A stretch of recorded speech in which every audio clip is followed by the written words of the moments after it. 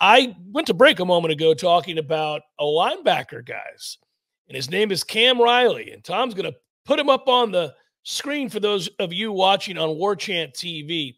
Get a load of that dude, all right? So he is 6'5", 242 pounds.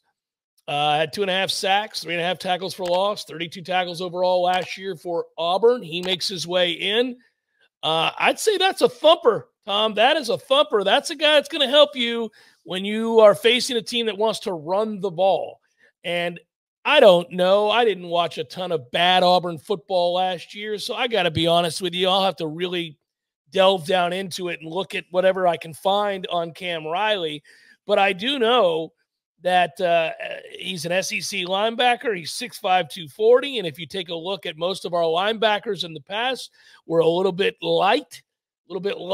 This is going to be one of the bigger linebackers. You post him with DJ Lundy, and all of a sudden you want to line up and run the ball. We can go heavy. We can go big. We can play that game. I can meet you in the hole. That is the key here. Is I think this is a depth linebacker who, again, the story might be a little bit different than Sean Murphy, the young man from Alabama, who is younger in his career and quite a bit lighter and can fly. And was at Alabama where they're churning out linebackers. They're playing really good defense. Not to say that Cam Riley cannot be a good player. The size, the measurables are there.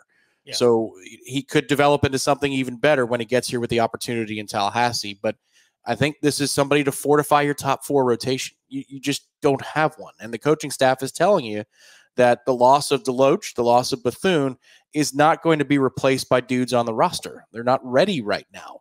You know, in normal times, when you're operating the way that you should as a program, when you lose a guy, you don't have to dip into the portal to get an immediate replacement. But Florida State is looking to do that, and they've done it twice now, dipping into the state of Alabama for transfer linebackers, assuming that they do land this guy. And the difference between Cam Riley and many others is, well, it's February. He's visiting in February, which means that he can't enroll until after the spring semester. So this would be a summer enrollee. I don't think they're going to worry about the weight room at 6'5", 240 pounds, but just getting up to speed on what Florida State does schematically, he would be, if he does say yes to Florida State, a summer enrollee. Yeah, and that's fine. I really went into the offseason very, very concerned about that position group more than any other, and you guys know that. If you listen to the show, you've heard me prattle on about this quite a bit. It's been annoying. I've been frustrated. I've called out Randy Shannon. I've called out the situation at linebacker for some time.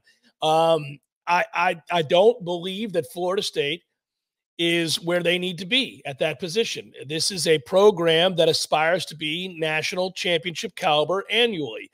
National championship caliber programs have linebackers ready and waiting. They have the requisite depth and size and speed, and they make plays.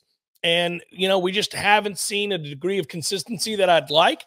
We haven't had the depth. Now, you've had guys who played with a ton of heart and played pretty well. Obviously, you had guys who had a ton of snaps under their belt, and Tatum Bethune and Kalen DeLoach. You just referenced those two, but those were all you had. You didn't feel good after that. And if any of those guys got dinged and they had years where they did, you were in real trouble. And I think there's inconsistency with the other linebackers that have played. That includes DJ Lundy. And so I think you need to have a variety at that position. I understand the game has gone away from what it used to be. You used to see a lot of 4-3. You had 3 linebackers out there in a traditional sense. You had a Mike linebacker and a Will linebacker. You know, we would all look out there. You'd see under the old guides, OLB and MLB, right? You had middle linebacker and outside linebacker and all those things. And the game's changed, and a lot of teams kind of take the field with 2 linebackers at any given time. And they'll have another corner or safety, guys that can cover, but also can come up and be good against the run. But occasionally you'll get trapped, and this happens a lot in the SEC, where you're playing a really physical team that wants to run downhill.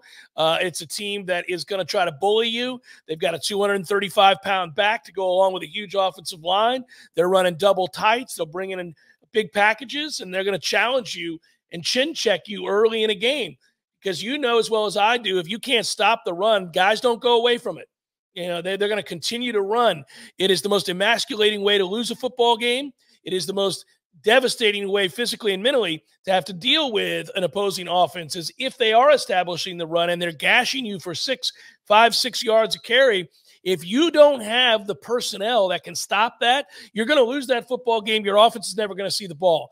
And I've been worried about that for some time now because I kind of felt like had we gotten into the playoff, and we deserved to be, that was going to be the area that I was going to be watching so closely because you thought about the opponents, in particular Michigan, Tom, and you thought, okay, they're going to make you show them. They're going to make you. That's what they do. I mean, I will credit Harbaugh all day long for this. I love the way, and I know a lot of people that are Florida State fans don't agree with me on this. I just like the way that Michigan, the way he built the program. I liked what he did. They had a crazy variety of runs and run packages, and they would run. I mean, hell, we saw them beat good teams occasionally or fairly good teams and not throw a pass in the second half. So if you're capable of doing that, you're telling somebody, if you can't stop this, we're going to keep doing it. Penn State, they did it too. So I just want Florida State to be equipped to do that. Like, no, we're not doing that. You're not going to do that to us today. You're going to have to play real football. That's a long-winded way of saying you're going to have to play us honest. You're going to have to scheme this with complementary football and do some other things in order for this to open back up.